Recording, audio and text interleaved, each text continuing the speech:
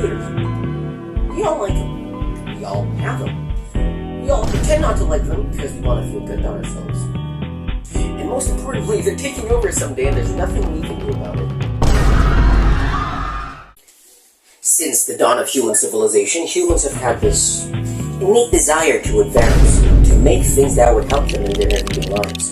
From sticks and stones to heavy machinery, it's just always been like that. This kept going on for thousands and thousands and thousands of years until we got, well, computers. I actually have a computer at home and it's pretty horrible, so I did a bit of research on computers and I fell down the rabbit hole of what computers back in the 90s used to look like.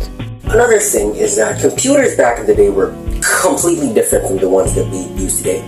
You see, older systems used to run on 32-bit systems while more modern, current computers run on 64.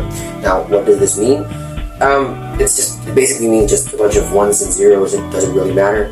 Hell, most 90s computers ran off of like a single gigabyte of storage. That's nowhere near today's standards, and it probably is 47 touches of water. You see, 32-bit computers run data on 32 bits and basically hold the capacity to transfer, well, 32 bits. Bits basically means the amount of data that a CPU can process while performing an operation. And that's also how 64-bit systems work. Now, what's better?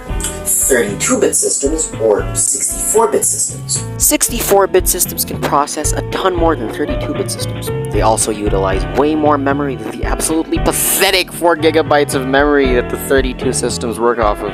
You see, these bad boys work off a ton more operating systems than the Betamail 32-bit systems. You might be thinking, hey Francis, how do I know what system my computer is running on?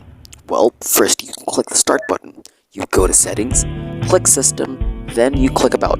Once you're there, open about settings, then click under device specifications. And that should do. If it still doesn't, that really isn't my problem anymore. What kind of loser would want to be known as the 32-bit system guy? I sure wouldn't, would you? Loser. Succumb to peer pressure.